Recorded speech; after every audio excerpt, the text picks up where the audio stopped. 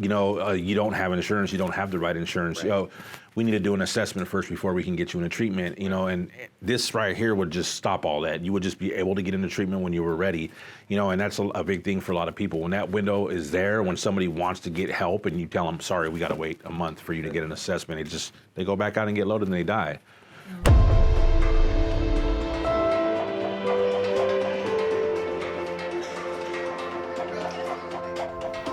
So what would I want the public to know about my experiences is I would want the public to know that if you're out there struggling with the disease of addiction, getting loaded, getting high, robbing, stealing, cheating all day long, that there's hope. There's another way. I promise you, it's not gonna be easy, but it's gonna be worth it. So I used to live homeless right here in the streets of Olympia, doing dope every day.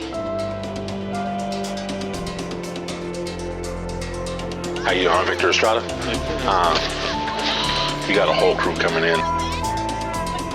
Last year we had all 3 bills that we spoke on, all got passed unanimously. Bipartisan at that. That means Republicans and Democrats both said yes to what we wanted. And that's how we get to make an impact, in society. We're making a difference. And that's what's the most important thing is that we're making. Oh, I thought you were vaping.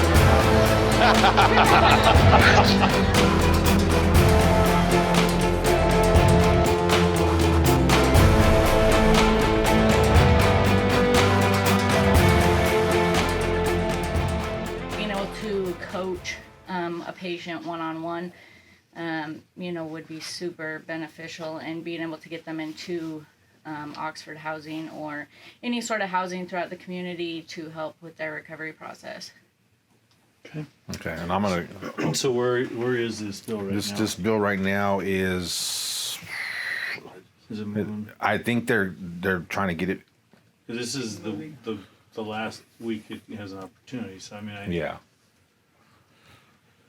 And what does it actually do? So this is the one that the opioid distributors tax, which they were getting, I think, $10 million a year tax break, and what they want to do is $20 million. $20 million. Yes. Yeah, $20 million tax break, and that was like 20 something years ago. And what it was is they were like warehousing prescription medication because it was cheaper to do it that way, and they can give out to the smaller stores.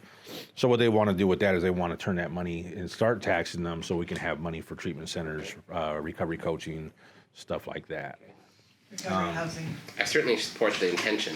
I mean, what it would be funding. Right. I have to take a look at the tax code. I don't know enough. I know enough to be dangerous. Yeah. What does the tax code tell you? I'll have to look at it and to see make sure that it's correct. Well, What the big thing that I worry about when we talk about some of these things on taxes with respect to small businesses, is it hurting any mom and pop? Is it going to hurt any mom and pop? Small. Well, no, she said it was 3 of the Fortune 15. Okay. That were $500+ billion. Yeah. Okay. A year. Okay. I do homeless outreach. I'm a homeless outreach coordinator. So what I do is I go out there every day and I deal with people that are homeless. They're struggling with addiction. I had a guy maybe a month ago. It was snowing outside. It was really cold. He's like, man, Victor, I need help. I'm like, let's call the detox. It took us a 20-minute interview for them to tell us, we'll call you back tomorrow. Yeah. All right.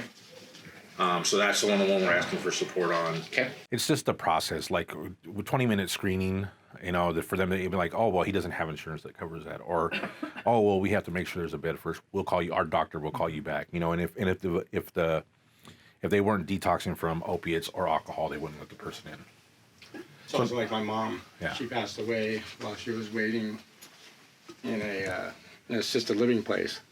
She passed away because they wouldn't get her into treatment with the insurance she had.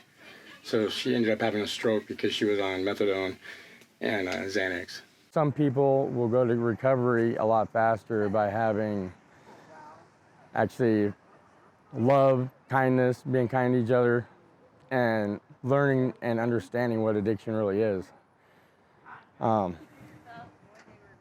Had I had people in my life that were like Victor Estrada and stuff like that sooner, I think I probably would have had a better life. I'll talk with Representative Davis about it too, because if we're going to support something like this, it needs to have sidebars on it so it doesn't get swept. If we increase the general fund by $20 million, then everybody gets salivates a little bit, like, oh, there's $20 million we can spend on some other things. Well, if it needs to go to this project and these things, then we need to make sure it's strongly worded so that it only goes to these things. Yes. Who's Yes. Davis? Lauren Davis.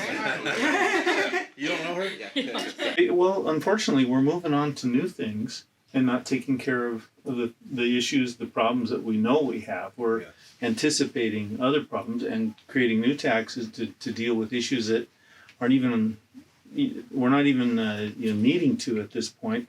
But I mean, when we have things that are identified, like, we've got an opioid epidemic, and how long we've been talking about this. We just keep talking and talking, and it's time we get serious about it. What I think the public could do to help to bring positive change is to not shun somebody if you see somebody and you know they're an addict, right? Like, offer them a kind hand. Because all we got to do is be kinder than we feel to everybody and show them love, And I think Chester has a couple questions for you too. I was wondering if we could have your support for any of these bills. Well, as I said, for what you presented to me, I don't have an issue with it. I don't know what the biggest issue is the funding, and like I tell people, my priority is people rather than new programs, and that's what we seem to be doing here. So, I don't know the details on this, and the reason I was asking about opioids is because initially that was when people came out with painkillers. Yeah. That was a good thing, And where do we go from here? Because we got to be careful what we substitute. It is important that people use them as prescribed. Yeah. But that's the thing. Most people are they're taking them as prescribed, and then once the doctor tells them, "Hey, you're cut off," then they go from doing Percocet to heroin. So Chester has a question for you. Can we count on you for your support? I think so. Yeah, I think so. I'm going to look a little bit more into this tax break, and only because when we start shifting taxes around here, people get crazy. And that's one of the issues too. Is that if there's an overprescription, then I think the prescriber has a responsibility and a liability there too.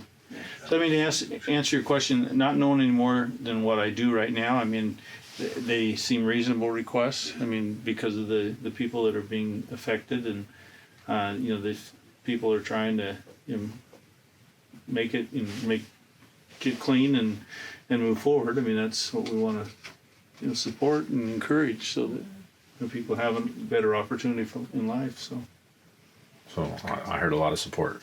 Yes. Thank you, Keith. I appreciate it. Picture. Thank you. We sat in Easton for 3 hours. I was semi-jackknife right on the freeway, so we couldn't get through. Yeah, they blocked the whole freeway down. That's terrible. You ain't getting past your. That's terrible. Are you all in the same bus, was van? Three vans. 3 minivans. Yeah. Well, again, that makes it even more impressive. Adds to the story. It adds to the story. You know what it is so the first year we started doing this, there was 3 of us. Last year there was 7 of us, and this year there's 12 of us, 13 of us. And next year my goal is to get 40 of us in there. So you might need a bigger room. Yeah. I'm just saying we might have to do it on the stairs on the side of the state capitol. Well, I hope that coming over here makes a difference, and it matters, and we hear you. It's part of the process, but and I know it can be frustrating sometimes. And I know, when you look from the outside in, you're like, how does this crazy thing work? Sometimes all of us on the inside don't even know how the crazy thing works. So I really appreciate it, and I hear you. So we'll look into these things and see where they go. We're out here in Olympia, Washington for Recovery Advocacy Day. Yeah. Members of the Central Washington Recovery Coalition, representing Washington Recovery Alliance. It's amazing what this life of recovery can bring us, man. Never in a million years that I think I'd be in Olympia about to go talk to some state representatives and senators about the changes that need to be made in the system. Never in a million years that I think I am the person I am today.